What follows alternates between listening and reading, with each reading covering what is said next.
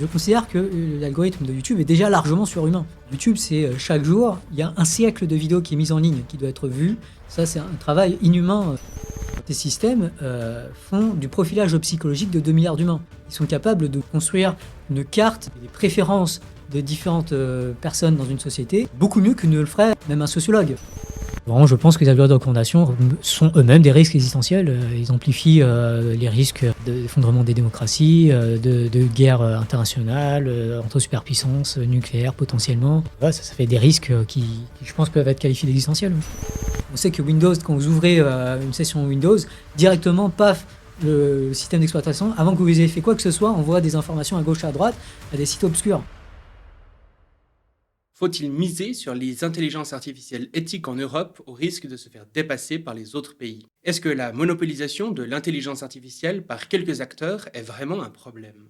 Que penser des risques existentiels liés à l'intelligence artificielle? J'ai aujourd'hui la chance de poser ces questions et bien d'autres à Lee Nguyen Wang. Lee a étudié à l'école polytechnique de l'université Paris-Saclay, a fait une thèse à l'école polytechnique de Montréal et un postdoc au MIT.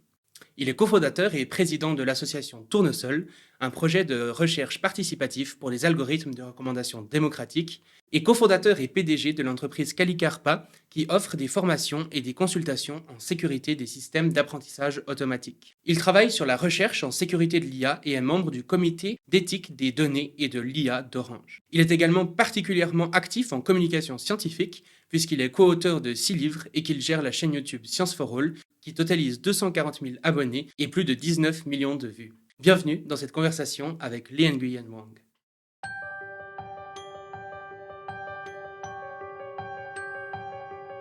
Bienvenue sur le Futurologue Podcast, le podcast pour comprendre les enjeux de demain.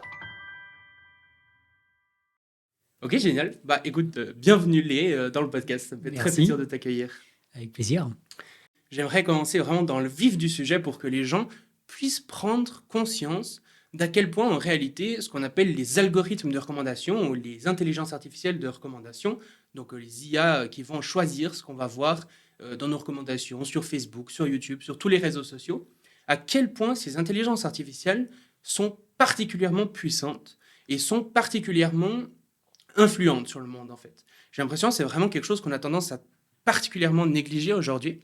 Et pour ça, j'aimerais te poser une question. Par exemple, au niveau climatique, on a le GIEC, le groupe intergouvernemental sur l'évolution du climat, qui propose un modèle un peu business as usual, qui aboutit généralement à des conséquences absolument catastrophiques d'un point de vue du climat. Qu'est-ce que serait l'équivalent de ce business as usual, mais pour les algorithmes de recommandation?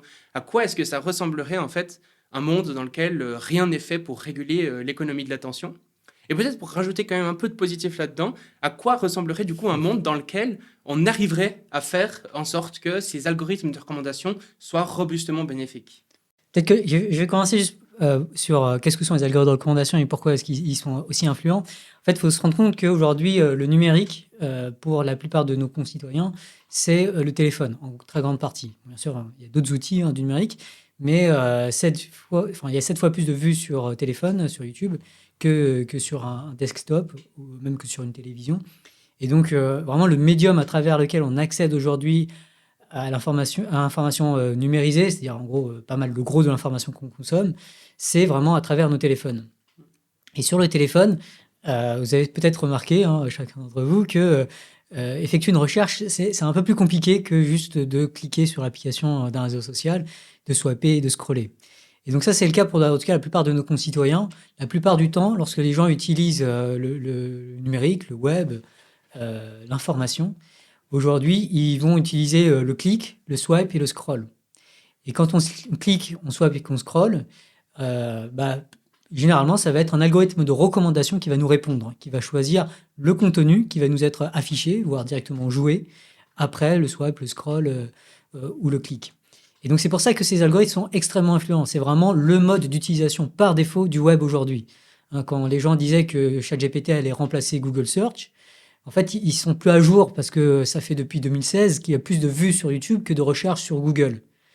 Et donc, quand on a cette vision du téléphone, on comprend pourquoi. Sur le téléphone, les gens, encore une fois, tapent beaucoup moins. Et du coup, la consommation est beaucoup plus passive, beaucoup plus guidée par ces algorithmes. Et c'est ça qui confère à ces algorithmes un pouvoir aussi important. Ensuite, à la deuxième question, quel serait un monde business as usual sur ces algorithmes de recommandation? Malheureusement, j'ai envie de dire, il suffit de suivre les tendances.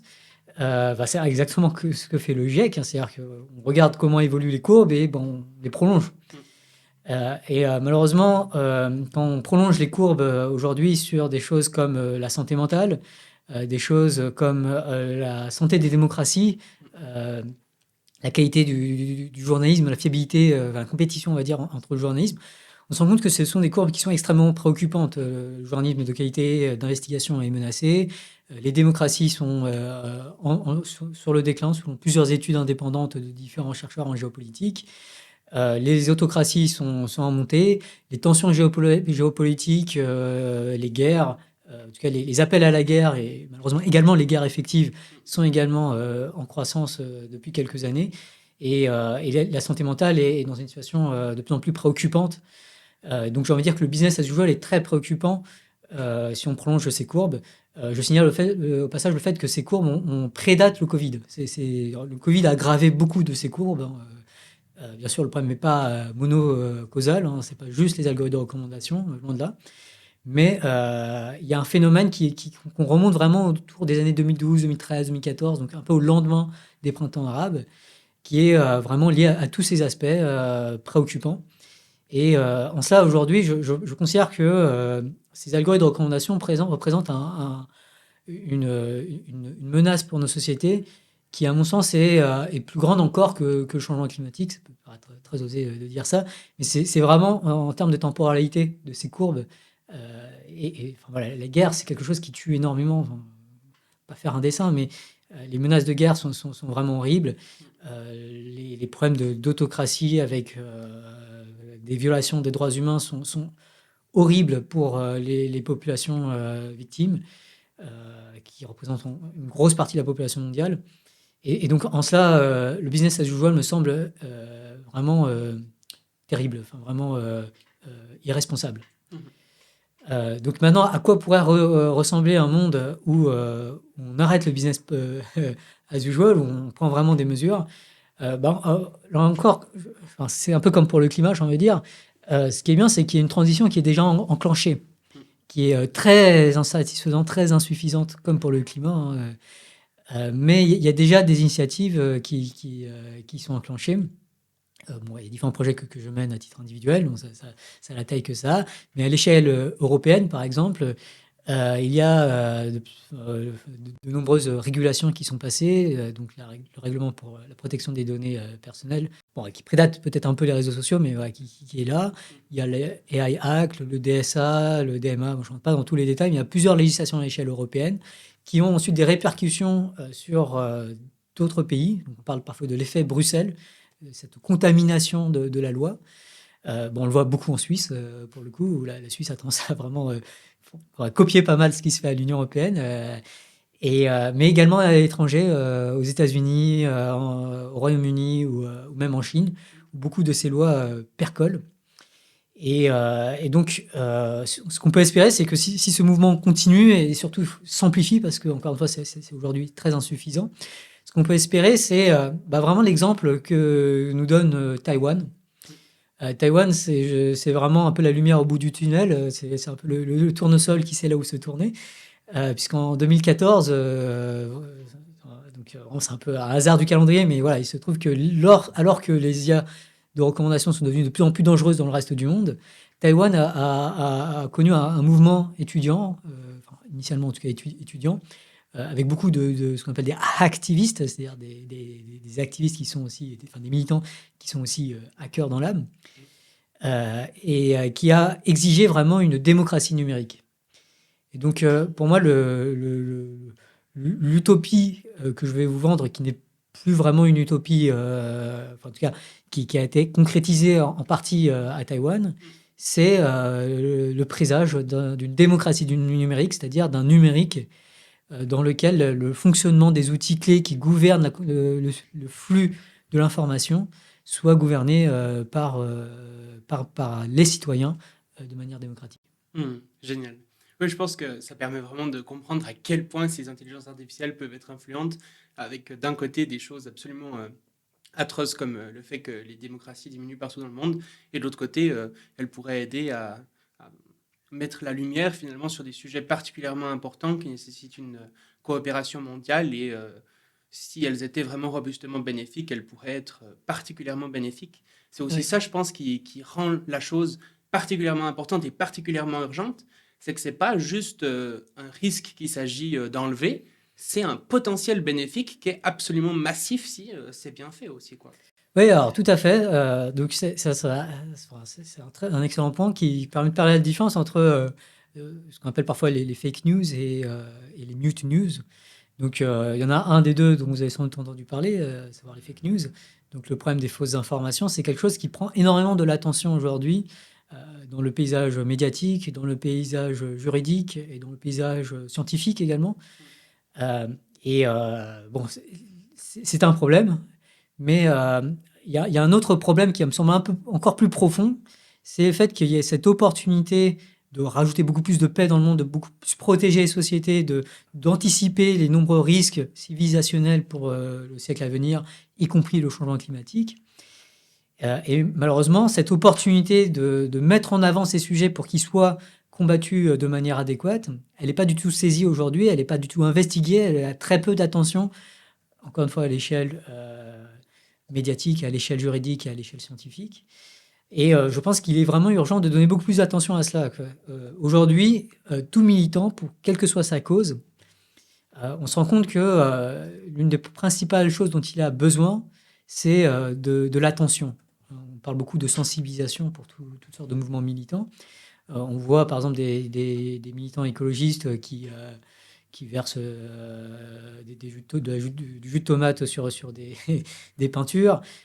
Pourquoi est-ce qu'ils font ça? C'est vraiment une question d'attention, quoi. La difficulté, c'est qu'aujourd'hui, tous ces mouvements sont en compétition avec de nombreux autres sujets dans l'espace médiatique, informationnel. Et malheureusement, dans cette concurrence, dans cette compétition à l'attention, les arbitres de cette guerre de l'attention, qui sont du coup les algorithmes de recommandation, qui peuvent vraiment choisir de donner l'attention à certains sujets plutôt qu'à d'autres. Malheureusement, ces arbitres aujourd'hui, ils ne sont pas du tout neutres, dans le sens où ils ne vont pas donner la même attention à tous. Ils vont donner beaucoup plus d'attention à des sujets qui attirent facilement l'attention. Parce qu'eux-mêmes, leur business model, c'est d'attirer l'attention pour ensuite vendre des publicités.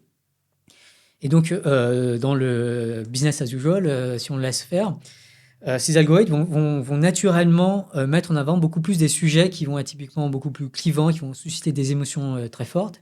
Et ça va conduire à noyer des informations plus importantes et à démobiliser autour de sujets potentiellement très importants comme les droits humains ou le changement climatique.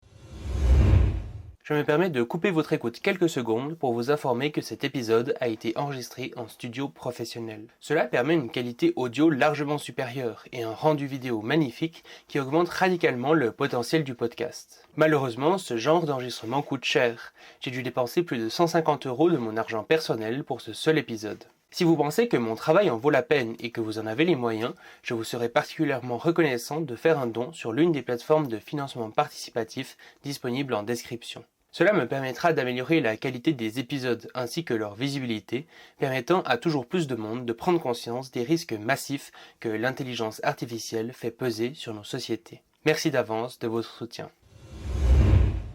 Tu as récemment écrit un livre un peu sur le sujet avec Jean-Loup Fourquet, ton co-auteur. Dans ce livre, vous dites notamment, du coup je cite, qui s'appelle donc la dictature des algorithmes, pour ceux qui veulent l'acheter, il est très bien, achetez-le. Tu dis notamment, je cite, le court terme, dans une section donc du livre qui s'appelle Le court terme est primordial, vous dites, se demander comment éviter qu'une super intelligence artificielle ne décide d'éradiquer l'humanité part du principe que les évolutions de l'IA à court terme ne vont pas suffire à détruire nos sociétés. Comme nous l'avons vu, ce postulat n'a rien d'évident. Donc effectivement, on a vu que finalement ces IA de recommandation pourraient déjà avoir des conséquences absolument massives et que finalement une super intelligence artificielle pourrait aussi peut-être avoir des résultats absolument massifs, pourrait causer des catastrophes aussi massives. Mais j'ai l'impression que dans ce paragraphe, quelque chose qui est sous-entendu, c'est que finalement, la super IA n'est pas vraiment un enjeu court terme, ou l'IA de niveau humain aussi, donc des IA qui seraient capables de faire toutes les tâches que sont capables de faire les humains, ou bien qui seraient capables d'avoir des compétences largement supérieures à toute l'humanité. On sous-entend que c'est des enjeux qui sont quand même plus long terme. Est-ce que tu penses vraiment que justement ces problèmes, ou aussi les problèmes d'agents autonomes, ce genre de choses, est-ce que c'est vraiment des problèmes plus long terme? Est-ce que finalement les timelines pour ces problèmes ne sont pas extrêmement courtes également? Ouais, alors, cette phrase, elle répond plus au fait qu'il y a beaucoup de préoccupations sur des systèmes qui n'existent pas du tout aujourd'hui, ou des versions de ces systèmes, donc on peut parler parfois de super intelligence. En fait, la critique est plus vraiment donner trop d'attention à ces problèmes fait qu'aujourd'hui, les problèmes d'aujourd'hui n'ont pas assez d'attention, donc c'est plus une histoire de partage de l'attention qui nous semble vraiment. Vraiment, il y a vraiment en particulier dans la Silicon Valley ou au Royaume-Uni, il y a une attention qui est énorme donnée à ces systèmes de super intelligence artificielle, et les algorithmes de recommandation sont complètement ignorés. Donc, ou en tout cas beaucoup moins d'attention. Donc c'est un peu une critique par rapport à cet aspect, avec notamment cette idée que, parce que il y a différents mouvements qui ont pas mal travaillé sur ce genre de préoccupations, notamment des choses techniques, Bostrom ou Toby Ord ou autres. Et en fait, quand on réfléchit à la sécurité de ces systèmes, on se rend compte que il faut que déjà en amont, il y ait un cadre dans lequel on les a développés de manière sereine, de manière avec les audits nécessaires, avec les préoccupations qu'on a. Et c'est beaucoup plus facile de faire ça si, par exemple, on est en paix, en démocratie, et qu'il y a une communauté scientifique qui est dédiée à cette tâche de bien faire cela, et pas à faire la guerre avec son voisin.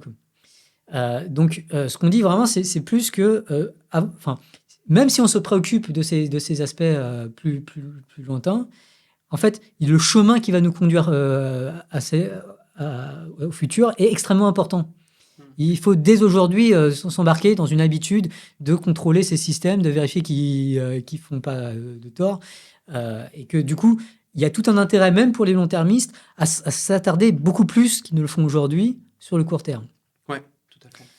Après, pour répondre peut-être un petit peu plus à ta remarque, moi j'ai une position qui est peut-être inhabituelle sur ces questions, c'est que je considère que l'algorithme de YouTube est déjà largement surhumain.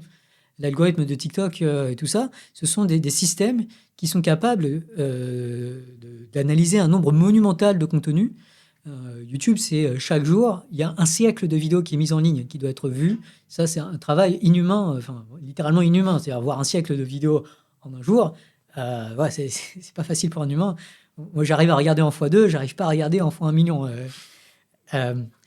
Et puis, à côté de cela, il y a un autre aspect qui est pour le coup intéressant d'un point de vue cyberguerre, c'est que ces systèmes font du profilage psychologique de 2 milliards d'humains. Ils sont capables de beaucoup mieux construire une carte des préférences de différentes personnes dans une société, beaucoup mieux que ne le ferait même un sociologue. Parce qu'ils ont accès à beaucoup plus de données que les sociologues n'ont accès.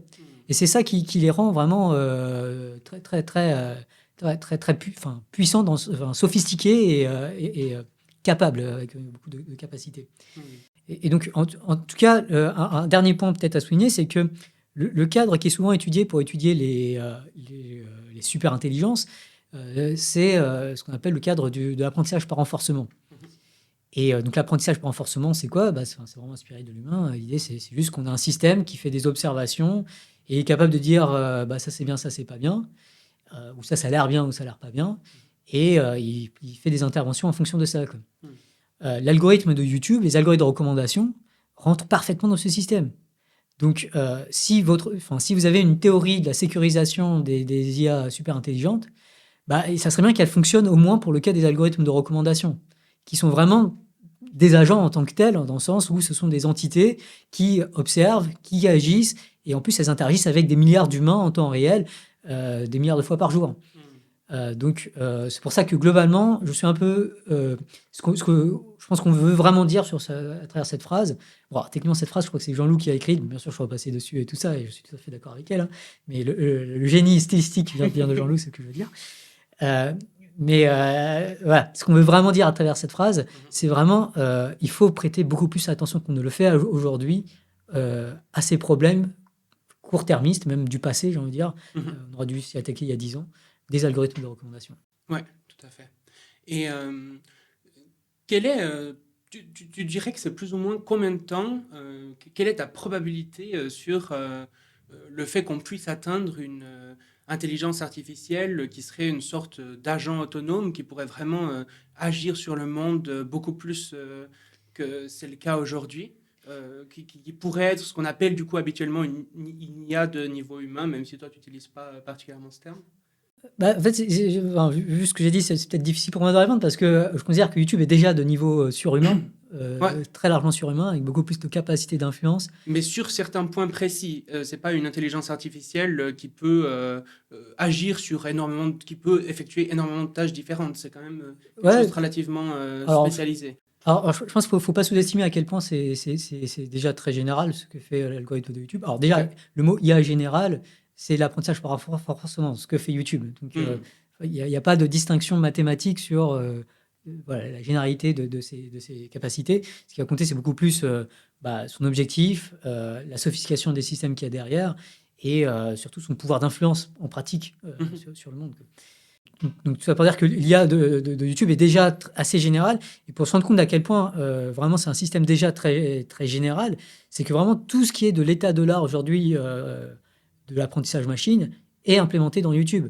Il y a de l'analyse automatique de la vidéo, de l'image, du son, du sous-titrage automatique, il y a de la traduction automatique, il y a de la catégorisation automatique des vidéos, il y a du profilage psychologique des utilisateurs, et il y a une compréhension de toute la sociologie de 2 milliards d'humains. Comprendre la sociologie de 2 milliards d'humains, c'est comprendre le monde. Enfin, c'est comprendre beaucoup plus que ce que nous, on comprend du monde. Donc, vraiment, je pense qu'il ne faut vraiment pas sous-estimer ces IA aujourd'hui. Et c'est pour ça que je pense qu'il faut vraiment les considérer comme étant des IA de niveau surhumain. Et que leur tâche voilà, elle est ce qu'elle est, mais elle implique de comprendre beaucoup de choses à propos de notre société. Pour donner un autre exemple, c'est les algorithmes type ChatGPT compagnie, donc les algorithmes génératifs. Eux, leur tâche, c'est juste de prédire le prochain mot, de prédire un prochain mot à la limite qui convient à l'utilisateur. Donc, si on fait du fine-tuning, mais vraiment, c'est juste une tâche de prédiction. Donc, la tâche peut paraître très étroite, mais ce que implique l'optimisation de cette tâche, c'est de se construire tout un modèle du monde. Enfin, il y a une excellente vidéo, par exemple, de Monsieur Phi sur le fait que ces modèles, même si ils doivent juste prédire le prochain mot, en fait, on se rend compte qu'ils ont des modèles du jeu d'échecs. Parce qu'il y a des parties d'échecs dans leur truc. Et juste à partir de ça, ils ont reconstruit toute la carte du jeu d'échecs et l'ensemble des stratégies classiques de ce jeu. L'ensemble par exemple, des actions légales dans ce jeu. Juste l'étroitesse de la tâche ne doit pas nous induire en erreur sur la généralité de la capacité de ces systèmes. Donc c'est pour ça que je vais avoir du mal à te répondre à ta question à quand, si ce n'est peut-être il y a 10 ans, j'ai envie de dire, il y a 10 ans on commence à avoir ce genre de système, peut-être il y a 5 ans vraiment, je remonterai ça peut-être à 2016. 2016 c'est l'année où YouTube a annoncé utiliser du deep learning pour la recommandation de contenu. Je pense que c'est avant tout une question de définition qu'on met derrière une IA surhumaine ou ce genre de choses. Finalement, je pense qu'on est plus ou moins d'accord sur les capacités réelles de ces systèmes. C'est plus quel mot on met derrière. Mais en fait, lorsque tu dis ça, étant donné que j'ai lu du coup par exemple le livre que tu avais coécrit qui s'appelle donc Le fabuleux chantier, rendre l'intelligence artificielle robustement bénéfique, j'ai l'impression que dans ce livre et dans d'autres interviews plus anciennes de toi ou dans des vidéos plus anciennes de toi, tu étais peut-être plus préoccupé par le risque d'agent autonome ou justement de ces considérations dont on parle, que tu peux l'être aujourd'hui, où tu es vraiment beaucoup plus focalisé, j'ai l'impression, sur les algorithmes de recommandation. Et d'ailleurs, sur ton profil LinkedIn, par exemple, c'est marqué ma carrière est dédiée à la conception de systèmes d'information robustement bénéfiques. Là où justement, dans le fabuleux chantier, le sous-titre, c'était rendre l'intelligence artificielle robustement bénéfique.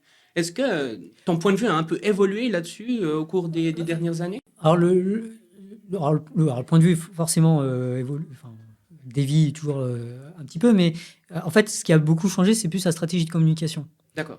Encore une fois, pour moi, YouTube est une intelligence artificielle extrêmement sophistiquée, extrêmement dangereuse, surhumaine dans sa tâche. Tout ce que je dis, en fait, hier et aujourd'hui, s'applique à cet algorithme en particulier, quoi.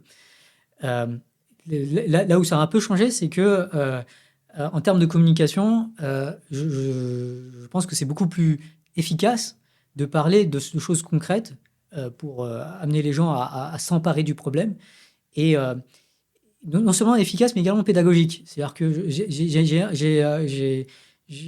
même si on essaie d'être aussi concret que possible dans le fabuleux chantier, mais il y a un risque dans la lecture du fabuleux chantier de se perdre à imaginer des systèmes qui sont très éloignés de, par exemple, l'algorithme de recommandation de YouTube, même si on parle beaucoup de l'algorithme de recommandation de YouTube déjà dans ce livre.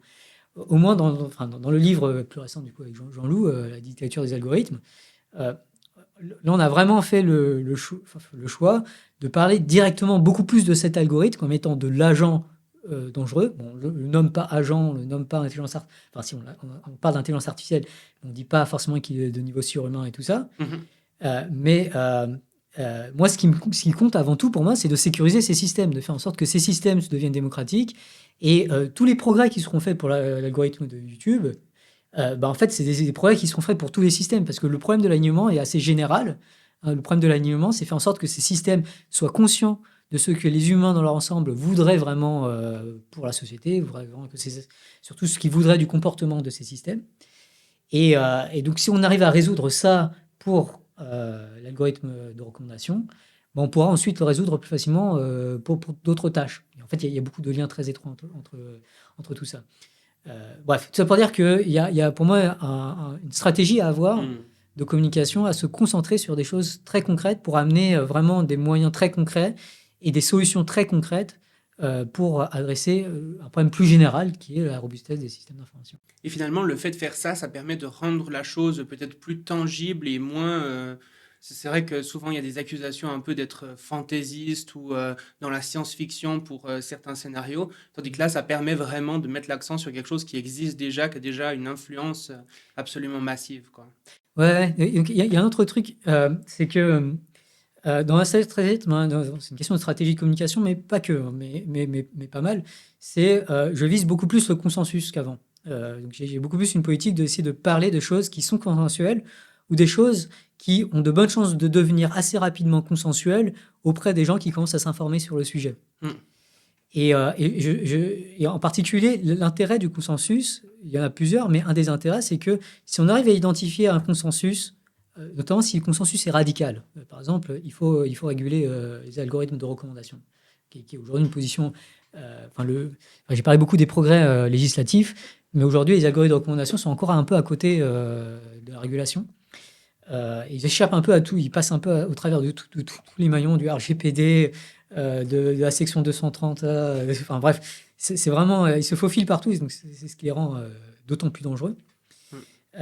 Mais j'ai l'impression que, et du coup, les réguler serait peut-être radical, mais j'ai l'impression qu'on n'est pas loin d'un consensus sur le fait que il faut faire quelque chose par rapport à ces systèmes, il faut beaucoup mieux les contrôler, les encadrer, quoi. Et la difficulté aujourd'hui, c'est beaucoup plus de savoir comment bien les encadrer. Là, c'est là où il n'y a pas de consensus déjà existant. Mais je pense qu'il y a des choses qui sont des consensus en puissance, c'est-à-dire des choses qui deviendraient consensuelles si on s'informait davantage. Donc le but du livre, typiquement, c'est de montrer des idées qui ont de bonnes chances de devenir rapidement consensuelles si elles étaient beaucoup plus communiquées, expliquées et partagées. Et donc c'est aussi pour ça que je m'intéresse beaucoup plus à des choses concrètes comme les algorithmes de recommandation. Parce que pour avancer, quoi. Ouais, tout à fait. Mais je pense que tu seras d'accord avec moi pour dire que, de façon générale, en particulier en France, les discours des personnalités médiatiques, disons, sur l'intelligence artificielle sont globalement assez catastrophiques. autant d'un point de vue de la rigueur scientifique que de ceux qui peuvent promouvoir ce genre de choses. Et voilà, il y a vraiment énormément d'exemples que je pourrais donner, mais, c'est vrai que, par exemple, dans Le Fabuleux Chantier, donc un livre que tu as coécrit en 2019, vous disiez, parce que l'inconscient collectif, surtout donc pour expliquer pourquoi est-ce qu'il y a ce gros problème au niveau des médias, parce que l'inconscient collectif, surtout chez les académiques, associe l'idée d'une IA de niveau humain à des prédictions lamentablement erronées. Il s'agit souvent d'un suicide académique que de simplement mentionner ce concept. Voilà qui semble conduire de nombreux experts en IA à beaucoup s'auto-censurer lors de prises de parole publiques. Donc, fin de la citation. Et juste après, du coup, vous allez justement défendre une façon de communiquer vraiment non polarisante, en fait, beaucoup plus consensuelle, comme tu le disais là. Ouais. Est-ce que t'as pas l'impression que depuis justement la sortie du livre et tout ça, cette stratégie est un peu perdue à quelque part? Dans le sens où aujourd'hui on voit que le discours médiatique est toujours presque aussi catastrophique qu'à l'époque, si ce n'est peut-être même plus. Est-ce que vraiment c'est une stratégie qui fonctionne? Est-ce qu'il ne faudrait pas maintenant, surtout avec l'urgence de ces enjeux, passer à une stratégie, disons, beaucoup plus adversariale, rentrer beaucoup plus justement dans quelque chose de polarisant et pour en faire un sujet grand public et que ça fasse des polémiques et que tout le monde en parle? Donc c'est un peu le dilemme de... enfin, étant quelqu'un qui défend beaucoup plus au contraire le consensus, donc c'est un peu un dilemme malheureusement aujourd'hui. En fait, c'est surtout que malheureusement en l'état aujourd'hui, c'est un dilemme parce que en effet les positions plus polarisantes, plus tranchantes, plus agressives, voire insultantes, sont beaucoup plus relayées par les algorithmes de recommandation et potentiellement par les médias aussi. Donc j'avoue que je suis encore en phase avec ce que j'ai écrit il y a 5 ans sur l'idée de l'autocensure sur certains sujets. C'est-à-dire que moi, publiquement, j'évite de parler d'intelligence de niveau humain ou supérieur aux humains, même si je m'autorise à dire que l'IA de YouTube est surhumaine sur beaucoup d'aspects. Et je pense que c'est important de s'en rendre compte. Et c'est un consensus en puissance. Je pense qu'on est tous d'accord qu'il est capable de prédire beaucoup de choses et il y a beaucoup de littérature scientifique sur le sujet. Donc, moi, personnellement, je reste fidèle au moins. En fait, c'est vraiment une fois que tu as passé la barrière à être clashant, c'est un peu plus difficile d'être le mec qui promeut les consensus. Ouais. Donc, voilà, c'est une question de stratégie de communication. Moi, en termes de stratégie de communication, je suis resté sur la partie consensuelle. Alors, tu disais que ça s'est pas amélioré. Alors, est-ce que ça s'est pas amélioré? Bon, je pense qu'on parle quand même plus d'intelligence artificielle qu'avant. ChatGPT est passé par là. Est-ce qu'on en parle mieux? Il y a des progrès par-ci par-là, on va dire, mais c'est vrai que le niveau de base est à mon sens encore beaucoup trop faible. Mais j'ai envie de dire que là, je vais faire... je vais peut-être paraître autant en disant ça, mais j'ai envie de dire qu'il est encore très faible au niveau académique aussi, malheureusement. Et en particulier sur les questions de sécurité, de gouvernance et d'éthique. Et l'une des raisons, à mon sens, c'est que vraiment, on oublie l'application principale de ces systèmes. Une des choses que je me suis amusé à faire en allant à une conférence scientifique, parce que j'avais un article scientifique publié donc à ICML, par exemple, c'est aller poser la question à gauche, à droite aux différentes personnes en disant, d'après vous, qui finance cette conférence-là, dans laquelle on est, qui paye pour tout ça, quoi. Et qu'est-ce qui paye même? Quel est le modèle d'affaires qui paye? Pourquoi est-ce qu'on a l'argent? J'allais voir des gens qui faisaient des choses sur le changement climatique, l'IA pour le changement climatique. Je leur disais, mais qu'est-ce qui paye votre conférence? Et en fait, les gens ne se rendent pas compte, les chercheurs académiques ne se rendent pas compte qu'une grosse partie des financements, il suffit de regarder les sponsors, c'est pas compliqué. Les sponsors, c'est Google, Amazon, Facebook et compagnie. De quoi vivent ces entreprises? La surconsommation, quoi. En gros, la publicité ciblée, quoi. Donc, c'est assez gênant, en plus, que des gens qui travaillent sur le changement climatique ne se rendent pas compte que ce qui les finance, c'est la surconsommation, les appels à la surconsommation. Donc, je pense qu'il y a un besoin de plus comprendre le numérique dans son ensemble, tout l'écosystème, l'économie de ces systèmes. Et, pas. Ouais. Enfin, en tout cas, il n'y a pas besoin d'être clashant pour comprendre ça. Enfin, c'est pas indispensable. Ça pourrait être utile que certaines personnes soient clashantes pour peut-être potentiellement que ce sujet soit plus un sujet qui fait l'actualité. Euh, Finalement, ça pourrait être des stratégies assez complémentaires avec certaines personnes qui ouvrent comme ça un peu la fenêtre d'Overton, la fenêtre des discours acceptables, et puis de l'autre côté, des gens plus internes ou plus consensuels. ça pourrait. Enfin, en fait, c'est des questions empiriques. Il faudrait vraiment faire l'analyse et essayer de voir comment ça. C'est des calculs aussi très difficiles à faire parce qu'il faut faire le contrefactuel. Parce que bon, tu disais, notre stratégie n'a pas porté ses fruits, mais bon, enfin, on est deux personnes, on n'est pas invités sur les plateaux télé. Je suis pas sûr qu'on l'aura été beaucoup plus si on avait été clashant. Peut-être, c'est difficile de faire le contrefactuel, mais surtout si on normalise le discours clashant, il y a aussi un risque que un discours qui dit non, non, sur les réseaux sociaux, faut arrêter de promouvoir ce qui énerve, ça fait plus d'incohérence et c'est peut-être moins crédible aussi. Donc c'est pas évident. En tout cas, ça c'est l'échelle individuelle. Après, à l'échelle de l'écosystème, il faut, je pense, urgemment mettre en place des dispositifs pour arrêter de valoriser le côté clashant. Tout à fait, ouais. Parce que le fait de mettre en avant le côté clashant, même si à court terme ça peut permettre qu'un sujet soit discuté, il ne sera pas super bien discuté parce qu'il sera parlé de façon clashante. Et surtout, il risque de dévier dans du clash non productif et de donner de l'attention uniquement aux parties conflictuelles du débat. Alors que sur l'intelligence artificielle, ça m'arrive souvent de dire, de parler de mettre de l'éthique dans les systèmes et de dire il faut mettre l'éthique et qu'on me réponde oui, mais il n'y a pas de consensus en éthique. Et ça, c'est une position que même des philosophes parfois me disent ça. Oui. Et ça, j'avais posé une fois la question à Peter Singer, il me demandait est-ce que vos idées sont consensuelles dans la communauté philosophique. Il me répond vous savez, en philosophie, on promeut que le dissensus. Donc, bon, ok, bon, c'est une façon de répondre, ok. Est-ce que du coup j'ai envie de croire aux idées de Singer ou de les supporter, sachant que j'ai cette position stratégique, ça devient compliqué, quoi. Donc, et ça vient aussi d'une culture, alors pour le coup en philosophie, qui est que vraiment le dissensus c'est promu. C'est-à-dire que c'est plus facile de publier un article de recherche en philosophie s'il est conflictuel.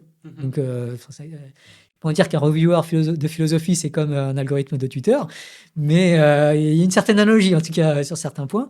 Et si, à l'inverse, tous ces systèmes étaient beaucoup plus comme le GIEC, c'est vraiment l'opposé. Le GIEC, c'est une formation du consensus scientifique. Il faudrait créer une sorte de GIEC de l'IA, selon toi ? Alors, il y a déjà des initiatives qui vont dans ce sens, notamment portées par Reporters sans frontières ou le Forum Information et Démocratie. Donc, ces initiatives, alors ça fait peut-être 2-3 ans maintenant que j'entends parler, que je suis un petit peu ce qui se passe. Alors, je suis invité à leur truc, mais bon, c'est pas encore devenu le GIEC. Il y a beaucoup de travail en tout cas pour en arriver à là. Enfin, c'est pas facile. Je soutiendrai quelque chose qui fait bien cette démarche. Je pense qu'il faut, mais globalement, la démarche du GIEC est quelque chose de remarquable. C'est vraiment une démarche vers le fait de clarifier les consensus existants dans la communauté scientifique. Et donc, moi, j'aimerais bien qu'il y ait des initiatives similaires et qui, dans toutes les disciplines, pas forcément en informatique, intelligence artificielle, par exemple en philosophie morale, ça serait bien qu'il y ait des initiatives, parfois c'est ponctuel sur certains sujets, mais ça serait bien qu'il y ait des initiatives plus systématiques ou en économie qui vont mettre en avant les positions qui sont consensuelles dans la communauté et qui sont notamment radicales et consensuelles. Je pense que c'est particulièrement intéressant quand c'est les deux. Donc ça, je pense que c'est des choses qu'il faudrait promouvoir un peu partout dans tous les domaines. Oui, tout à fait. Très intéressant tout ça. Et justement, on parlait un peu des discours problématiques, disons, en francophonie sur la sécurité de l'IA.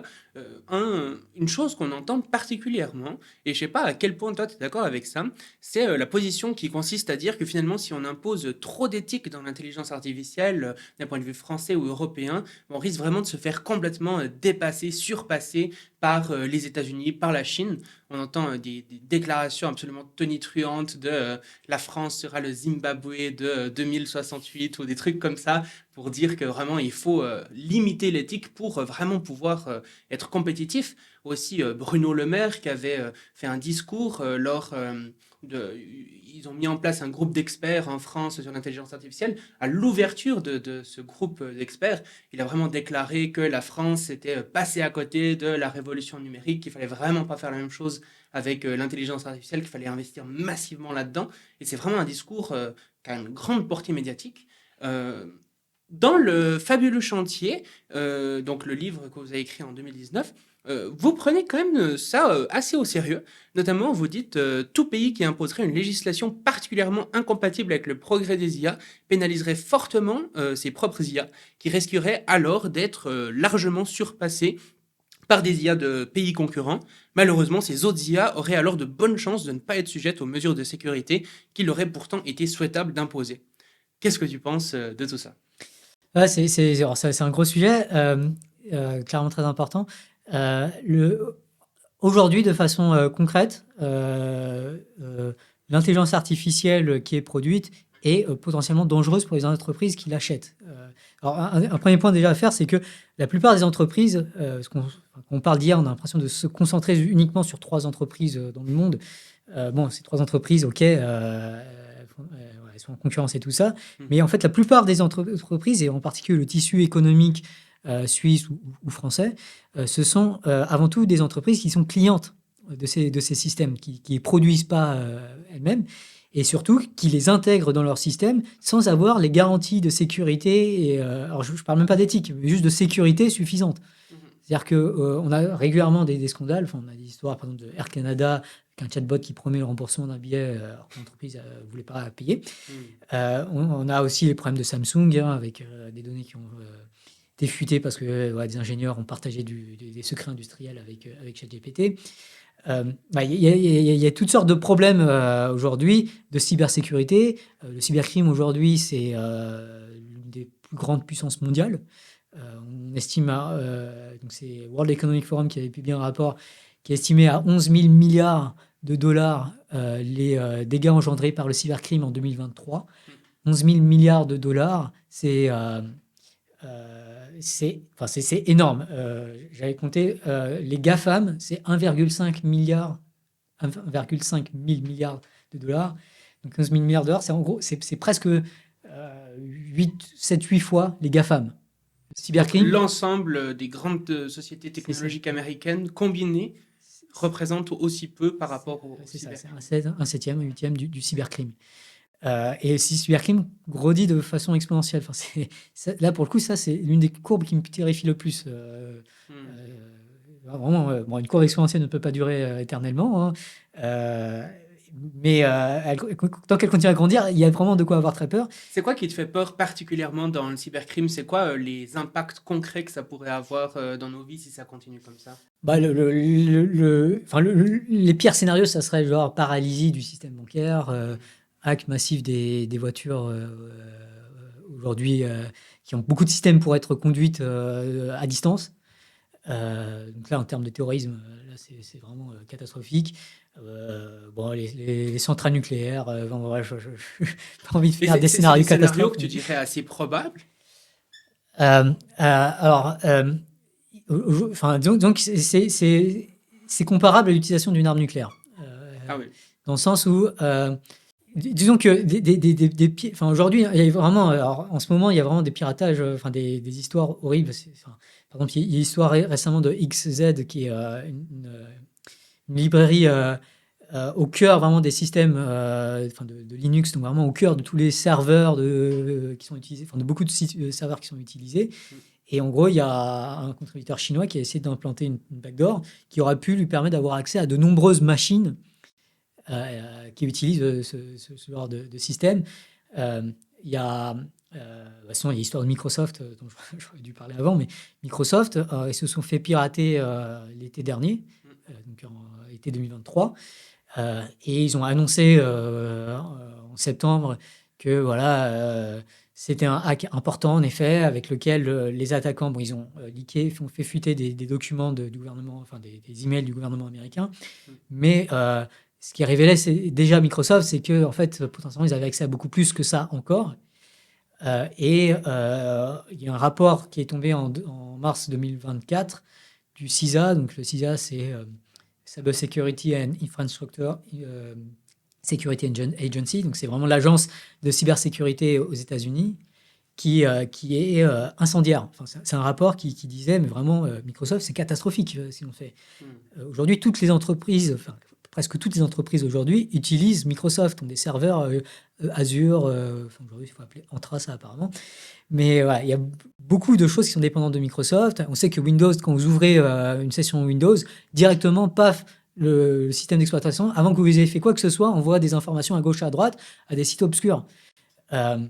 Donc ces systèmes sont en train vraiment de piller plein d'informations, mais surtout ils sont hackés, ils sont piratés par des attaquants, souvent étatiques, souvent liés à des grandes puissances, souvent autoritaires, souvent chinoises ou russes, parfois nord-coréennes ou iraniennes ou autres. Mais voilà, ce sont des attaques très préoccupantes. Et quand on sait que Microsoft est utilisé dans tellement de services, de tellement d'entreprises, et que les standards de cybersécurité aujourd'hui dans les grandes entreprises sont extrêmement faibles, voilà, il y a vraiment des risques de paralysie énorme de systèmes d'information de très grandes entreprises qui risquent d'avoir beaucoup de mal à se remettre debout. Et donc là, c'est potentiellement une crise économique énorme. Ça c'est des scénarios beaucoup plus probables que ce que je disais avec paralysie du système bancaire. Ouais. Parce que là, ce serait vraiment du cyberterrorisme. Enfin, ça serait vraiment l'équivalent d'une bombe nucléaire parce que c'est vraiment, ça arrêterait tout un pays. Là, l'autre truc, le risque, c'est que ça soit plus du cybercrime désorganisé. Le cybercrime est organisé, hein, il y a toute une industrie et tout ça. Quand on dit désorganisé, c'est-à-dire que ce n'est pas un État qui décide, c'est plein de petits acteurs qui sont à gauche, à droite. Décentralisé un peu. Donc c'est un peu décentralisé. Ouais. Et le fait que ça soit décentralisé, ça fait que ce n'est pas coordonné et que chacun va chercher à avoir son petit bout, essayer de pirater ce qu'il peut pirater, de demander la rançon dès qu'il peut la demander. Et si on a un système comme ça, il y a beaucoup plus un risque de paralysie de nombreux... Parce que malheureusement, c'est très lucratif aussi. Donc oui, ça me fait en fait beaucoup plus peur qu'aujourd'hui que les problèmes de changement climatique. Parce que là c'est vraiment des risques de crise économique énormes. Et encore une fois, ça illustre un peu le problème dont tu parlais des mute news, parce que c'est quelque chose dont on entend finalement très peu parler par rapport à l'impact que ça pourrait avoir. Juste pour revenir sur la question que je t'avais posée sur est-ce qu'il faut faire des IA éthiques au risque de se faire dépasser par les grandes puissances. Donc toi, la principale chose que tu dirais, c'est finalement les IA aujourd'hui sont déjà pas sécurisées pour les entreprises elles-mêmes. Ouais. Et donc, c'est urgent vraiment de les sécuriser, même d'un point de vue compétitif finalement. Ouais, c'est ça. Et même, je dirais même avant de faire de l'IA, quoi. C'est tout le système de base sur lequel tournent les IA. ChatGPT, Mistral et tout ça, ça tourne chez Microsoft. Donc, si Microsoft s'est fait pirater, le cloud de Microsoft s'est fait pirater, tous ces systèmes ont aussi des droits d'accès, d'écriture sur des systèmes qui les ont intégrés. Et donc, si ces systèmes sont intégrés dans des entreprises, après, de toute façon, ils passeront plus par les services Microsoft de base, quoi. Mais aujourd'hui, beaucoup d'entreprises intègrent de plus en plus Microsoft Copilot, qui va automatiquement lire les emails des personnes et potentiellement répondre à leur place, quoi. Ça, d'un point de vue cybersécurité, c'est une catastrophe. Hein. Vos emails, c'est super important, vos emails. Vos emails, vous recevez, vous pouvez désactiver vos comptes, changer les mots de passe de vos comptes juste avec votre email. Donc, si on a des systèmes qui sont des clients, des systèmes email qui se font pirater aujourd'hui parce qu'ils ont intégré trop rapidement ChatGPT, par exemple, on parle vraiment de catastrophe de cybersécurité. Donc, ça pour dire qu'aujourd'hui, pour moi, la priorité, si on veut protéger les économies suisses ou françaises, pour moi, la priorité, c'est vraiment augmenter radicalement, mais vraiment radicalement, le niveau actuel de cybersécurité. Et une façon de faire ça, c'est juste exiger des fournisseurs qu'ils en fassent beaucoup plus. Et il suffit d'augmenter la loi et ça ne va pas affecter directement l'économie. C'est vraiment des problèmes beaucoup plus pour le fournisseur numérique. Que pour les entreprises européennes. Donc je pense qu'il y a beaucoup plus une urgence à augmenter radicalement les standards de sécurité plutôt que de faire des systèmes qui font des choses spectaculaires mais incontrôlées. Oui, tout à fait. Et est-ce que tu penses malgré tout que la surrégulation européenne peut être un risque, justement, qu'on pourrait vraiment se faire complètement dépasser ou pas particulièrement ? Bon, alors, moi, je pense qu'on est plus dans un système où on est sous-régulé plutôt que sur-régulé, dans le D'accord. sens où... Même avec l'instauration de l'IA Act, par exemple, au niveau de l'Union européenne. Oui, alors l'IA Act a été malheureusement beaucoup affaibli, notamment à cause de ces arguments dont tu citais, et qui sont liés à beaucoup de lobbying. Hein. On sait beaucoup de proximité entre différents think tanks enfin, Mistral ou Microsoft ou OpenAI. Ouais, et je pense qu'en fait, au contraire, il y a un vrai problème de manque de méfiance. Hein. Il y a beaucoup de médias qui invitent encore beaucoup trop des employés des GAFAM, alors qu'ils s'interdiraient d'inviter leurs confrères de chez Marlboro ou Total Energy dans les mêmes conditions. Quoi. Mhm. Donc, il y a lieu, à mon avis, de beaucoup plus se protéger de tout ça. Ouais, et vraiment construire ces systèmes de façon sécurisée pour qu'ils apportent de la valeur sans augmenter les risques, c'est extrêmement difficile. C'est vraiment très très difficile. Enfin, c'est mon sujet de recherche. Vraiment, on a des solutions. Enfin, on a travaillé depuis 2016, quoi, donc ça fait maintenant 8 ans qu'on travaille sur plein de solutions. Et elles ont été citées notamment dans le rapport, par exemple, du National Institute of Standards and Technology aux US, donc le NIST, comme étant l'état de l'art de l'atténuation des risques de sécurité. Et ces solutions, je peux vous dire aujourd'hui, elles sont très insatisfaisantes. Mm. Elles sont, enfin, je les ai développées pour Tournesol. Je sais ce que c'est. Hein. Je sais exactement les limites de ces systèmes. Et sur Tournesol, je suis, ouais, je suis pas du tout content du niveau de sécurité de Tournesol. Je pense que c'est beaucoup mieux que la concurrence. On fait des choses très bien. Mais aujourd'hui, on n'est pas du tout prêt à scaler. Enfin, si on avait beaucoup plus d'utilisateurs et qu'on était sous attaque, c'est sûr qu'on se fera hacker dans tous les sens. Parce que les systèmes d'apprentissage sont extrêmement vulnérables, enfin, parce qu'ils apprennent. Et du coup, on peut les empoisonner, on peut leur donner des fausses données d'entraînement, les conduire. Et ça va les conduire à recommander des vidéos. Enfin, typiquement, ce dont j'ai peur, c'est que Tournesol recommande des vidéos néo-nazis du jour au lendemain, ce genre de choses. Quoi. Et donc, pour éviter tous ces risques, ouais, c'est très bien de faire des technologies d'intelligence artificielle. C'est vrai que ça offre des nouvelles possibilités et tout ça. Il y a des cadres d'application où ça va, c'est pas trop gênant, où les problèmes de sécurité sont tout à fait contrôlables. Mais pour le cœur de l'économie, le cœur des industries, il faut un niveau de sécurité beaucoup, beaucoup plus élevé. Et ça va demander beaucoup plus de... Et là, la régulation peut en fait beaucoup aider.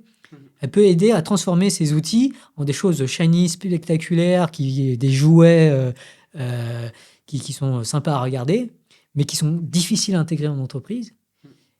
Avec beaucoup plus de normes de sécurité, beaucoup plus de choses cadrées, comprises, régulées et auditées en amont, avant l'achat par l'entreprise, si possible, avant même le droit de commercialisation, même si possible. Donc, ça s'appelle ça la présomption de non-conformité. C'est-à-dire qu'il faudrait qu'elle demande une certification et qu'elle prouve la validité de leurs produits avec la loi. Quelque chose qui devrait s'appliquer déjà aux lois existantes, d'ailleurs. Hein, Mais alors ça, est-ce que c'est justement cette présomption de non-conformité que tu défends, le fait qu'il faudrait par exemple, lorsqu'on veut mettre une IA sur le marché, la faire passer par tout un tas d'audits externes ou ce genre de choses pour vérifier qu'elle est vraiment conforme justement, est-ce que c'est pas quelque chose qui va être mis en place justement avec l'IA Act? On voit des choses un peu similaires où, notamment pour des grands modèles, il faudra même les auditer de façon assez régulière apparemment pour pas seulement une fois avant de la mettre sur le marché, mais même s'ils continuent d'évoluer, ben, de faire des audits à chaque fois. Est-ce que c'est pas quand même une avancée considérable pour la présomption de non-conformité? Alors là, j'avoue que j'ai pas lu la dernière version de l'AI Act, qui a beaucoup évolué depuis que je l'ai lu. Donc, puis je suis pas juriste, donc je vais pas m'aventurer à donner une réponse tout à fait à cette question. Mais en tout cas, pour les algorithmes les plus dangereux, à mon sens, les algorithmes de recommandation, on n'y est absolument pas. Enfin, Hmm. c'est des boîtes noires complètes. Et on va même dans le mauvais sens. Facebook a annoncé fermer CrowdTangle, qui était l'outil qui permettait à des indépendants, des chercheurs, des journalistes, d'explorer un peu ce qui est recommandé, ce que fait l'algorithme de Facebook.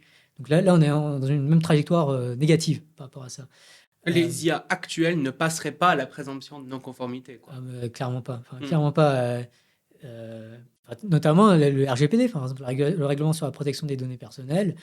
Pour l'instant, j'ai pas de garantie que ces systèmes n'ont pas. Il n'y a pas des façons de les prompter, de jouer avec pour extraire des informations, par exemple, je sais pas, sur là où j'habite ou autre. Quoi. Ouais, ouais. Et est-ce que finalement, enfin, ce dont j'ai l'impression, c'est que des personnes, notamment des personnalités médiatiques, font vraiment justement cet appel à investir massivement dans l'intelligence artificielle, mettre relativement peu d'éthique ou regarder ça par après pour justement être en concurrence par rapport aux États-Unis ou à la Chine, qui sont aujourd'hui les deux principales puissances dans l'intelligence artificielle. Moi, ce dont j'ai l'impression, c'est que ces puissances internationales euh, sont tellement puissantes que même si on investissait des milliards et des milliards et des milliards, on n'arriverait jamais au niveau de la Chine ou des États-Unis parce qu'ils investissent des dizaines de milliards, enfin des sommes complètement ahurissantes, et que quelque chose qui serait plus intéressant, même d'un point de vue purement économique pour la France ou la Suisse, serait de trouver un créneau justement pour une intelligence artificielle, par exemple sécurisée ou éthique. Beaucoup d'entreprises préféreraient prendre les produits justement de telles entreprises, même s'ils sont légèrement moins performants. Et donc, ça pourrait permettre comme ça, à la fois faire des IA éthiques et à la fois être tout à fait concurrent économiquement. Ouais, tout à fait. Et en fait, il y a un autre domaine où c'est déjà, la question se pose déjà largement, c'est le domaine du cloud. Donc avant de passer à l'IA, aujourd'hui, la plupart des entreprises suisses ou françaises utilisent Microsoft, Google ou Amazon, alors qu'il y a des acteurs suisses et français, Infomaniac, OVH Cloud. Et pourquoi ils font ça alors? Et avec cette illusion parfois que si on utilise Microsoft, ce sera plus sécurisé. Ah. Alors que alors, surtout aujourd'hui, je peux vous dire clairement non. Enfin, vraiment, je crois que j'ai pas fini mon histoire sur le CISA, qui est vraiment pour moi une énorme mute news. C'est-à-dire, j'ai toujours pas rencontré quelqu'un qui était au courant du rapport de l'agence de cybersécurité américaine qui défonce le service cloud le plus utilisé au monde, enfin, ou un des plus utilisés. C'est quand même fou, quoi. C'est une information que tout le monde devrait, en tout cas tous les chefs d'entreprise au moins devraient connaître. Et donc, tant que ce genre d'information est mal connu, parce que ce rapport, une des choses qu'il disait, c'est que Microsoft a menti, en tout cas a induit en erreur sur son blog, parce que Microsoft a expliqué qu'ils avaient compris l'attaque potentielle et comment ils étaient rentrés et tout ça. Et en fait, le rapport dit ils n'en savent rien. Microsoft s'est fait pirater et 8 mois après, ils savent toujours pas comment ils se sont fait pirater. Ils savent pas si les attaquants sont encore là. Ils savent pas à quoi les attaquants ont accès. Et ils ne savent pas si les données de leurs clients sont en danger, ont été compromises ou non. Si les machines de leurs clients ont été compromises ou non. Et donc, sur le cloud, ce qui se passe, c'est que Microsoft il y a un dicton qui dit que personne ne s'est jamais fait licencier pour avoir acheté du IBM. Je pense qu'on peut dire la même chose de Microsoft, Amazon ou Google. Et donc, l'un des problèmes, c'est que ces entreprises ont énormément investi en marketing. C'est vraiment des entreprises dont on a l'impression que ce sont des entreprises responsables, fiables. C'est pour ça que j'en veux particulièrement aux médias qui relaient ce genre de choses en invitant des chercheurs et en donnant l'impression que la recherche qui est faite en interne chez eux est très, très responsable, alors que ces entreprises ont licencié leurs équipes d'éthique au cours des 4 dernières années. Donc, il y a vraiment besoin de se méfier beaucoup plus de ces services étrangers. Il y a un autre argument aussi, c'est que ces entreprises sont soumises à des lois américaines, notamment les serveurs qui sont aux États-Unis, et que du coup, si vous avez des données enregistrées sur une machine de Microsoft à Seattle, le gouvernement américain peut accéder à ces données. Pareil, si en Chine, le gouvernement chinois peut accéder à ces données. Et donc, vous compromettez votre entreprise, notamment s'il y a des secrets industriels. Toutes les entreprises ont des secrets industriels, ne serait-ce que les mots de passe. Et donc, il y a un intérêt économique de cybersécurité et même financier, parce que ça coûte très cher, ces services de ces grosses boîtes, parce qu'à cause de leur image de marque, justement, elles font payer beaucoup plus cher, à préférer des solutions européennes, Infomaniac, OVH Cloud ou autres, en plus de raisons potentielles de cybersécurité. Un autre cas, c'est un État en Allemagne, je crois que c'est l'État de Hambourg, au nord de l'Allemagne, qui a annoncé, juste suite, je crois que c'est en réaction, en tout cas c'est au lendemain du rapport du CISA, arrêter Microsoft et passer sur Linux, qui est une solution libre, beaucoup moins chère, beaucoup plus sécurisée aussi, avec un bien meilleur track record de cybersécurité, avec des mises à jour continues, avec des gens très sérieux derrière. Et du coup, il y a un intérêt économique de souveraineté et de cybersécurité à préférer des solutions qui ne sont pas les big tech. Mm. Donc big tech, c'est pas meilleur. Enfin, il faut sortir un peu de cette idée. Big tech, c'est meilleur sur certains aspects, mais c'est pas toujours meilleur. Oui, tout à fait. Et de plus en plus, on entend des gens qui proposent une idée qui peut paraître assez originale, qui est le fait de mettre en pause l'intelligence artificielle.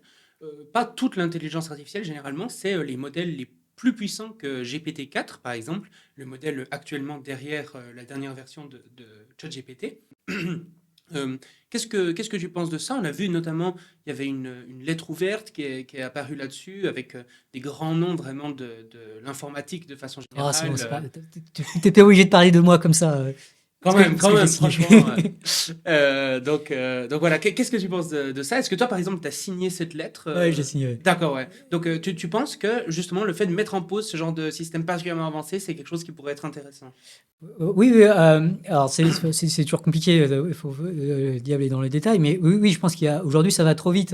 Ces systèmes sont développés et déployés à une vitesse qui rend les audits impossibles, par exemple. Hmm. Les audits externes, enfin même internes. Euh, enfin, Google a mis, enfin ça s'était révélé, hein, Google a mis en production, alors je sais plus c'était lequel, ça va être Palm, ou je sais plus, un de ces modèles de langage contre l'avis de ses employés, Mm. qui trouvaient qu'il racontait vraiment trop, souvent trop n'importe quoi, quoi. Donc, alors, même les audits, les pseudo-audits internes ne sont même pas pris en compte. Donc c'est donner une idée de à quel point ça va beaucoup trop vite. Le fait que ça va trop vite, c'est une idée consensuelle en fait. Enfin, j'ai vu des sondages sur ça. Même parmi les techno-enthousiastes, la majorité d'entre eux trouvaient que ça allait trop vite. D'accord. Donc voilà, donc là, pour le coup, je sais que les gens sont d'accord avec moi. Presque tout le monde en tout cas sera d'accord avec moi quand je dis que ça va Ouais. trop vite. Et du coup, l'idée de ralentir ça, de mettre une pause, c'est une réaction que je trouve tout à fait justifiée. Mhm. Au-delà des... enfin, il y a un autre argument pour vraiment être beaucoup plus dur avec ces systèmes, c'est l'argument des deepfakes pornographiques. Aujourd'hui, on sait qu'avec ces systèmes, c'est devenu de plus en plus facile pour n'importe qui de faire un deepfake pornographique de n'importe qui d'autre. Mhm. Et donc la grande préoccupation, c'est que si... enfin, c'est en train de proliférer, et maintenant il y a des applications pour faire ça. Et du coup, n'importe quel élève collégien, élève du secondaire, maintenant qui voudrait harceler une camarade de classe, peut le faire facilement. Et n'importe qui a un peu mal tourné peut le faire sur toutes ses camarades de classe. Et donc ça, pour moi, c'est un risque systémique, c'est un risque qu'on est en train de mettre en danger, parce que là, on parle vraiment d'armes de destruction psychologique. Enfin, alors, moi, j'ai pas, bien sûr, enfin, moi, j'ai pas été exposé à ce problème, à ma connaissance en tout cas, mais quand on entend les femmes parler de ce que c'est que de voir des images d'elles en train de faire des actes qu'elles n'ont pas faits, c'est des images qui sont traumatisantes, qui peuvent être extrêmement déstabilisantes, surtout voilà, si c'est les camarades de classe, tout ça, tout le monde l'a vu, ça peut être vraiment ultra déstabilisant sur le long terme. Donc là, on parle vraiment, je pense, d'armes de destruction psychologique qui sont extrêmement dangereuses. Donc il faut vraiment trouver une solution. Enfin, pour moi, là, j'ai pas de bonne solution à ça, à part interdire les systèmes génératifs. Euh, Enfin, au moins interdire les applications qui permettent de faire ça. Ça me paraît vraiment être la base. Et il faut être beaucoup plus rigoureux sur ça, hein, déjà. Il y a plein d'applications aujourd'hui qui sont pas du tout suffisamment sécurisées, qui sont des spyware, qui sont téléchargeables.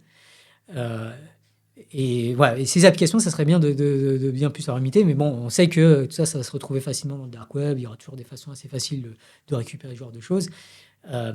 Donc, vraiment la solution que je vois, si on veut vraiment se limiter ce risque qui va toucher toutes les femmes, ça me semble être vraiment de limiter l'accès à ce genre de système autant que possible. Donc, commencer par une pause, ça serait peut-être pas déraisonnable.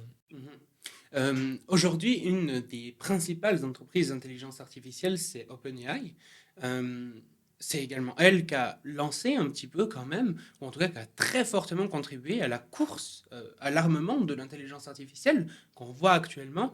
En lançant ChatGPT, de nombreuses entreprises ont licencié des équipes d'éthique, ont mis leurs produits beaucoup plus rapidement qu'elles ne l'auraient fait sinon sur le marché pour être en compétition avec OpenAI. Donc OpenAI a des conséquences aujourd'hui en sécurité de l'IA, des conséquences même directes et indirectes qui semblent particulièrement fortes.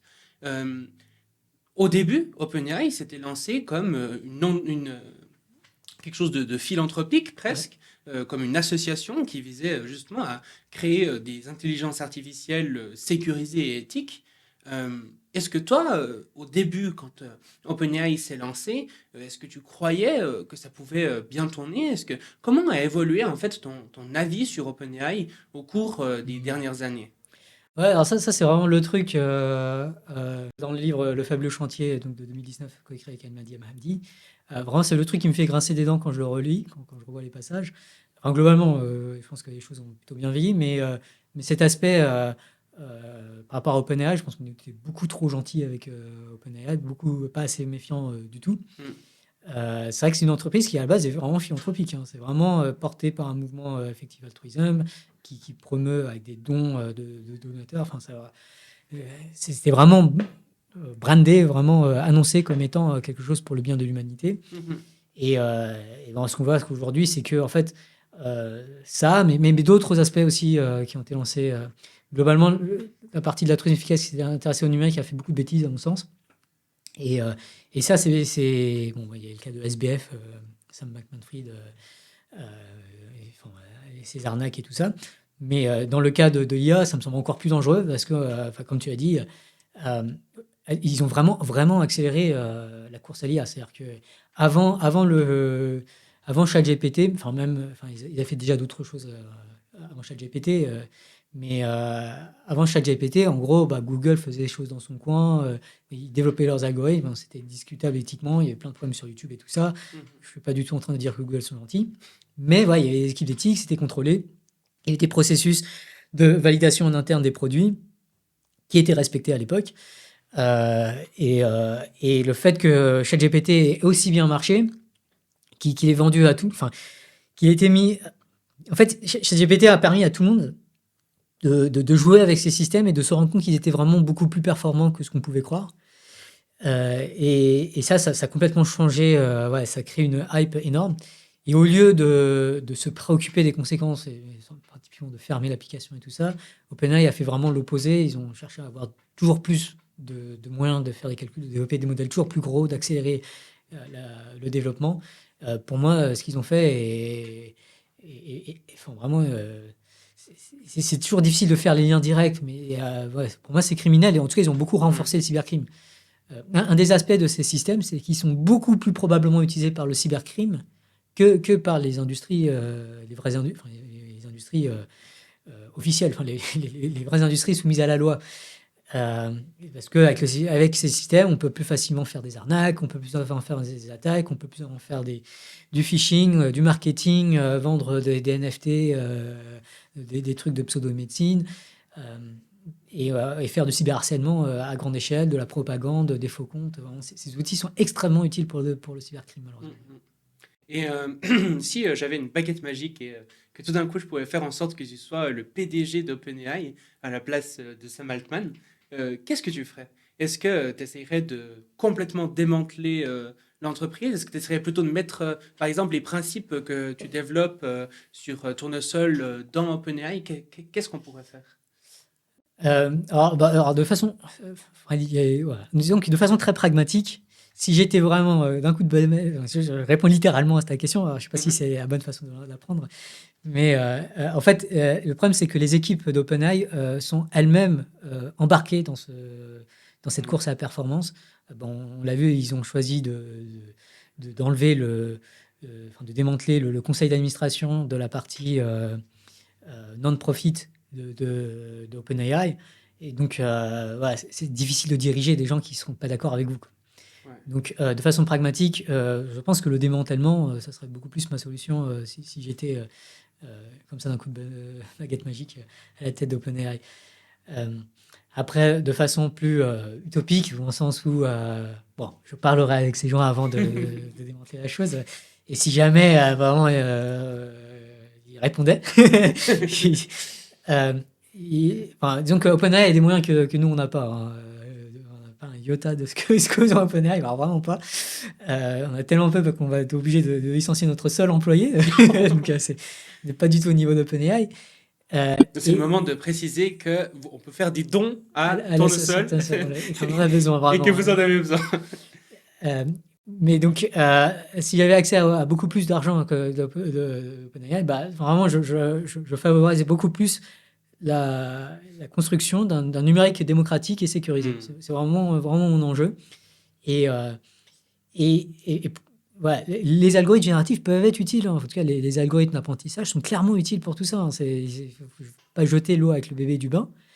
Mais pas dans leur état actuel, parce que dans leur état actuel, ils ne sont pas du tout sécurisés et je ne peux pas les intégrer comme ça. Quoi. Donc il y a beaucoup de travail à faire. C'est vraiment un chantier énorme, fabuleux, certains diraient, mais vraiment délicat.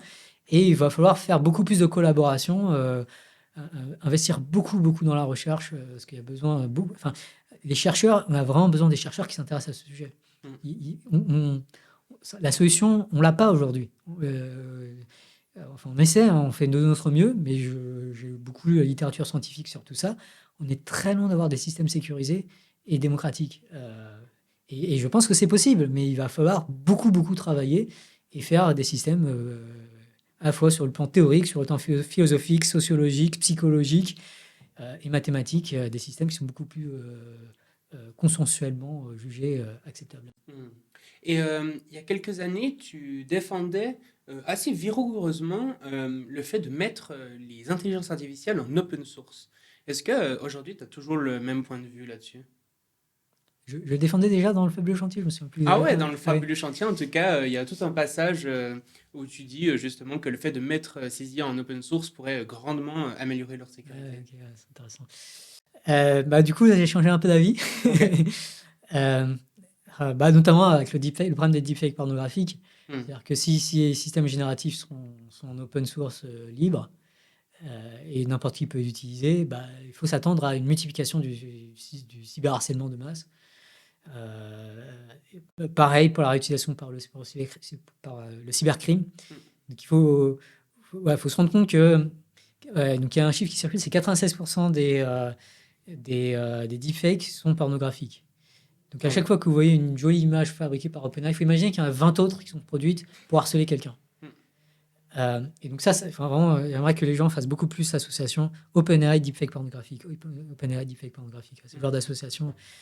Et une fois qu'on se dit ça, bah, ça devient beaucoup plus problématique de rendre ça open source libre. Alors, ceci dit, les algorithmes de recommandation, enfin, même les autres de génératifs, les algorithmes de recommandation, ça reste important à mes yeux qu'ils soient accessibles à certaines personnes, qu'ils soient rendus pas forcément open source au public, mais qu'ils soient, par exemple, open source à des chercheurs ou des audits externes spécialisés pour comprendre ces algorithmes, comprendre leurs failles, comprendre leurs biais, et ainsi de suite. Ouais. Donc ça forcément, je soutiens encore parfaitement ça. Et de la même façon, en fait, il n'y aura pas besoin que de ça, il faudra aussi les données, si on veut savoir ce que les algorithmes ont fait en conditions réelles, et pas juste dans un laboratoire avec des données fictives. Ah ouais. Donc ça, il y a des dispositifs qui sont mis en place, il y a des réflexions autour de tout ça. Bon, malheureusement, il y a aussi des pas négatifs, hein, comme on l'a vu, CrowdTangle est en train d'être fermé. Mais ça, je pense que ça reste très important pour mieux comprendre ces systèmes. Donc même des systèmes, par exemple, des large language models, des grands modèles de langage particulièrement avancés, comme ChatGPT, tu penses que ça serait une bonne chose de les mettre en open source? Alors, ceux-là... alors, donc, il n'y a pas l'argument... Enfin, si c'est juste des algorithmes de langage, il n'y a pas l'argument du deepfake pornographique. Il ne reste plus que celui de la réutilisation par le cybercrime et tout ça. Donc, bon, à court terme, de toute façon, ce qui se passe, c'est qu'il y en a tellement de ces systèmes aujourd'hui, payants ou pas payants, libres ou pas libres, ce qui fait que c'est pas en empêchant le open source, la mise en open source de l'un qu'on va arrêter la réutilisation par le cybercrime de l'ensemble de ces systèmes. Donc, je serais davantage pour dire que ces systèmes doivent être du coup rendus open source. avec quand même un petit caveat sur la loi, parce que techniquement, ces systèmes violent très certainement des problèmes de protection des données personnelles ou de droits intellectuels, par exemple. Bon, voilà, plus ou moins ça, je serais quand même plutôt pour la mise en open source pour permettre l'étude de ces systèmes et la compréhension de ces failles. Mais pour moi, la priorité beaucoup plus, c'est construire des systèmes sécurisés plutôt que des systèmes qui font parfois des trucs géniaux. Mm. Je crois pas me tromper en disant que le livre le plus fun que tu as écrit, c'est Smart Poop. Ah ouais, Un c'est plus livre, fun que ça. clairement, dans lequel justement c'est une sorte de science-fiction en fait, Ouais. dans laquelle les toilettes sont intelligentes et on voit vraiment toute l'aventure d'une équipe qui développe ces toilettes pour tous les problèmes justement d'éthique auxquels ils sont confrontés et comment ils arrivent à y faire face, etc. Et bon, spoiler alerte, mais à la fin, ça finit plutôt bien. Ouais. Ce qui est assez rare finalement déjà dans la science-fiction. Et les gens finalement ont des conversations comme ça avec des chatbots ou même avec leurs toilettes, etc. Des conversations qui finalement leur permettent, qui sont vraiment robustement bénéfiques, hein, ces chatbots dans l'histoire.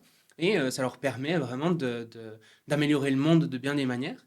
Euh, est-ce que, est-ce que finalement tu penses que, euh, disons, l'anthropomorphisme, par exemple, qui peut être fait sur ces chatbots ou ce genre de choses, enfin le fait que ça devienne vraiment des relations, disons, certaines personnes commencent vraiment à développer des relations particulièrement puissantes hein, avec certains de ces chatbots, notamment par exemple Replica qui peut se faire passer pour une petite amie, un membre de la famille ou ce genre de choses. Si ces chatbots-là étaient bénévolents, étaient voilà, robustement bénéfiques, est-ce que ça serait vraiment un problème d'avoir des relations comme ça profondes avec? C'est une très bonne question qui est pas facile parce que ça mêle des dimensions de philosophie morale, des notions de psychologie, des notions de sociologie, parce qu'après, qu'est-ce que ça implique pour la société dans son ensemble? Euh, voilà, c'est des questions qui sont trop complexes pour donner une réponse Ouais. qui va dans un sens trop marqué. Bon, je vais juste rappeler quand même qu'en pratique aujourd'hui, ces systèmes oui. appartiennent à des entreprises privées. Donc, ce sont des outils ultra puissants de manipulation. On voit le chatbot, par exemple, de Snapchat qui fait la promotion de la pédophilie C'est parfois. ça. C'est ça. Et donc, On n'est imagine. clairement pas dans ce scénario C'est ça. fictif, c'est sûr. Et encore, la pédophilie, c'est un cas où c'est pas voulu par les créateurs. C'est juste que ces systèmes sont pas robustes et Mhm. ils font parfois n'importe quoi. Mais s'ils étaient robustes, mais alignés avec, bien contrôlés, enfin contrôlés dans le sens maîtrisés par le développeur qui est une entreprise privée ou une entreprise privée dans un pays autoritaire, Mm. il y aurait de quoi vraiment être en fait très très anxieux par rapport à la manière dont, par exemple, le pays autoritaire pourrait utiliser ce système pour diffuser sa propagande. C'est des choses qu'on a déjà vues. Enfin, c'est des choses qui. Donc, il y avait un autre chatbot qui s'appelle Xiaoish, qui a été beaucoup utilisé en Chine et qui appartenait à Microsoft. Et puis, à un moment, Xiaoish on s'est rendu compte qu'il se disait, enfin, le gouvernement chinois surtout s'est rendu compte que Xiaoish disait des choses bien à propos des États-Unis. Donc là, ça passe pas bien. Après, elle a commencé à critiquer le parti communiste chinois, et alors là, ça passait plus. Mm. Et le chatbot s'est fait kidnapper, et a disparu pendant quelques mois. Il est revenu en étant beaucoup plus pro parti communiste chinois. Donc voilà, se méfier de ce système si on s'accro, si on, ouais, enfin, disons que moi, d'un point de vue psychologique, j'imagine très bien que quelqu'un puisse avoir ce besoin. Enfin, on sait qu'il y a des problèmes de solitude énormes aujourd'hui dans la société. J'imagine très bien que enfin, ces systèmes peuvent faire du bien sur le court terme à beaucoup de gens. Ouais. Et du coup, ça peut être enfin, ça peut aider en tout cas à la santé mentale. Bon, il y a plein d'autres conséquences hein, dont il faut aussi tenir compte. Mais ouais, il y a quand même un bilan qui est pas négatif par rapport à ça. Mais ouais, ils peuvent changer du jour au lendemain en fonction de la volonté d'une entreprise. Mm. Et ça les rend très dangereux. Ouais, tout à fait.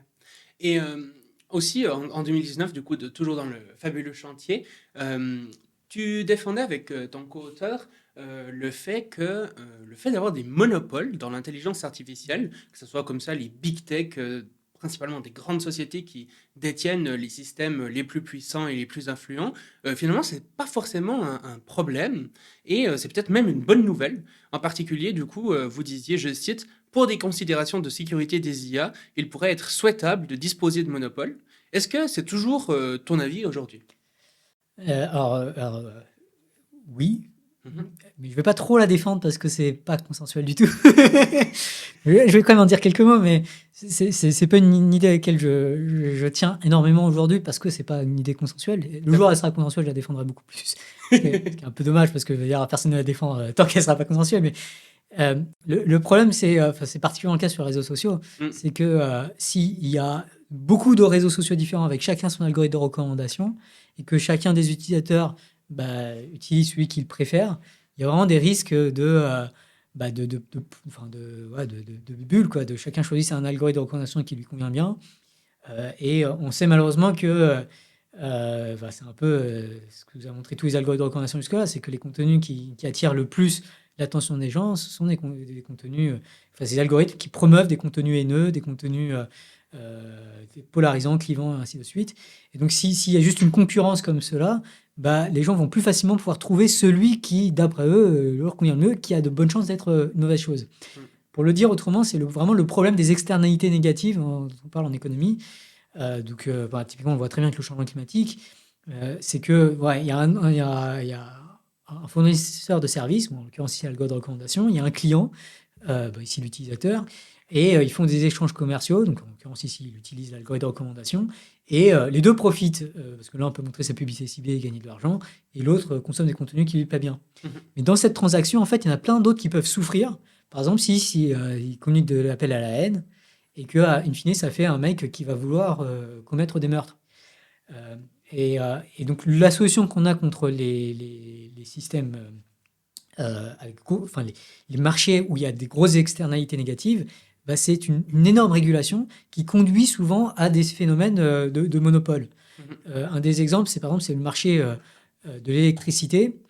Donc le marché de l'électricité, il y a souvent, en particulier le réseau électrique, on parle de monopole naturel.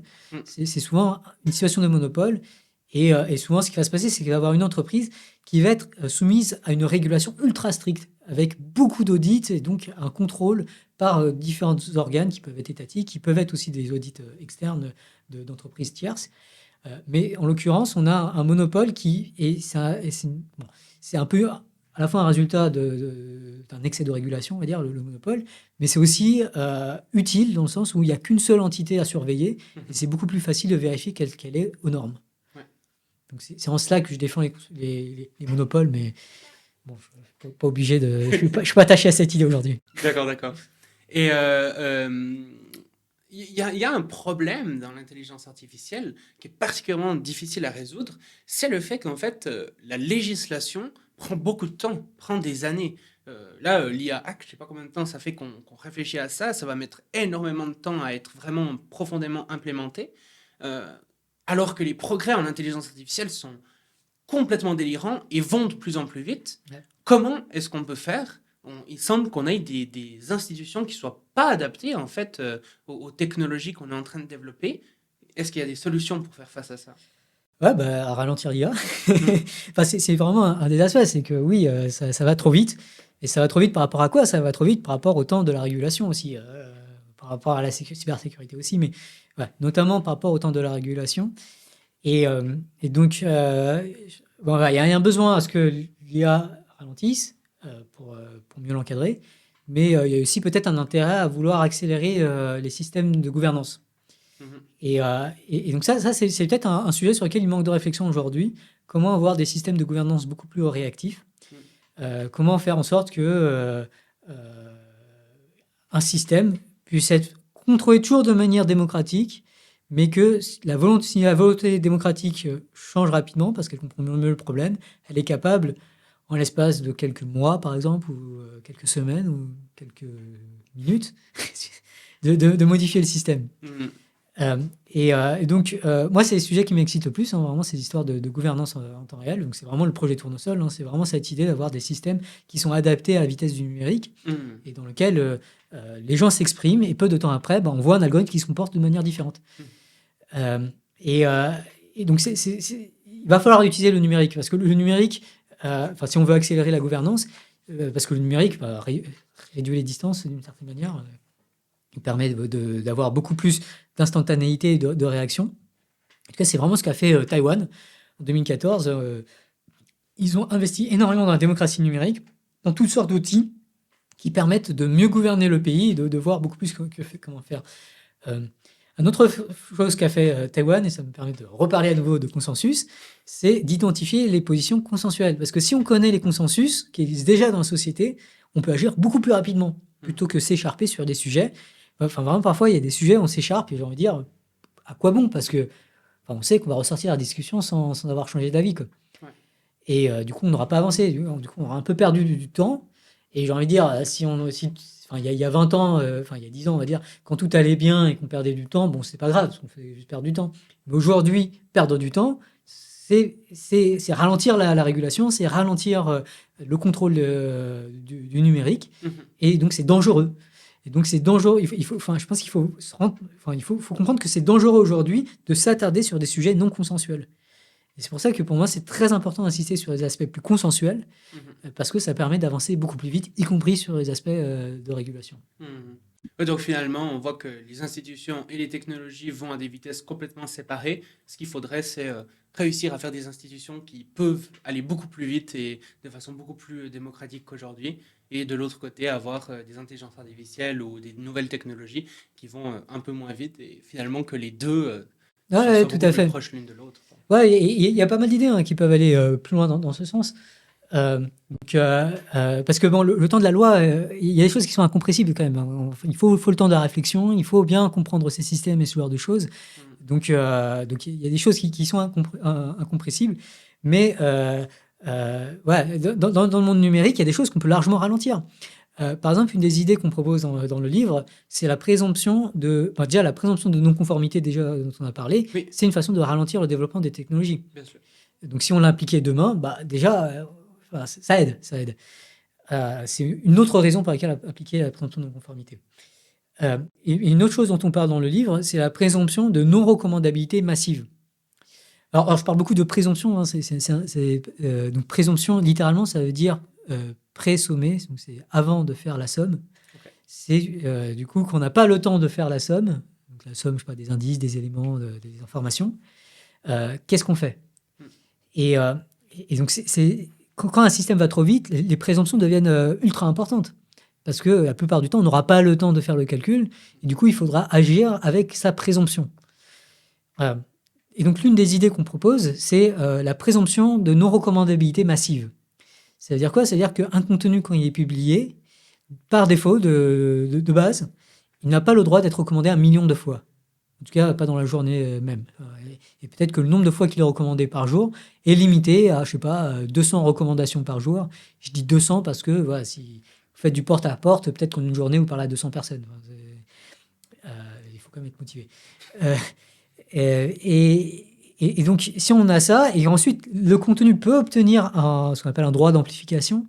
Donc, si par exemple, je sais pas, si c'est un contenu sur le changement climatique et que le GIEC commence à dire « Ah ouais, en fait, c'est vraiment recommandable », là, on peut augmenter le nombre de recommandations autorisées par jour et passer potentiellement à 1 million s'il faut, quoi.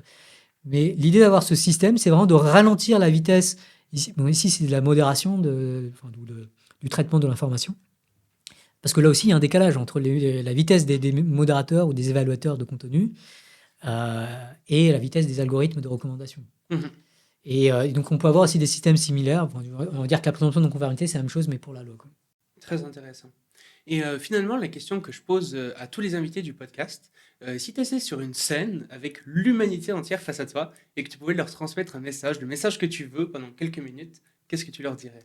Le message que j'aimerais passer, c'est vraiment aujourd'hui, il y a beaucoup de choses, de problèmes de la société qui se réduisent vraiment à des problèmes d'attention. Enfin, vraiment, l'attention, c'est vraiment très très clé, c'est vraiment le message principal de la première partie du livre. Et que l'un des problèmes aujourd'hui, c'est que l'attention n'est pas traitée de manière démocratique. Elle est traitée soit par la loi du marché, soit par les cyberattaques, avec les propagandes, ainsi de suite. Et qu'il est urgent, à mon sens, de mettre l'attention, ou le contrôle de l'attention, sous le joug du contrôle démocratique.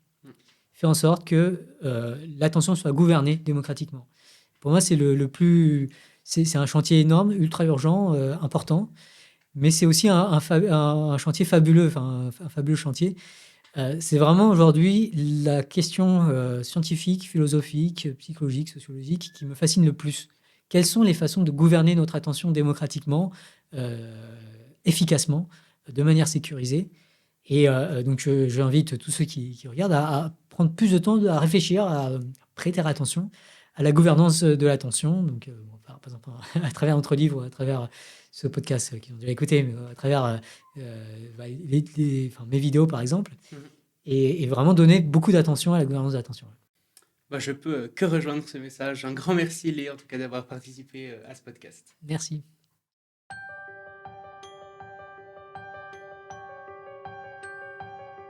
Merci d'avoir écouté le Futurologue Podcast, le podcast pour comprendre les enjeux de demain.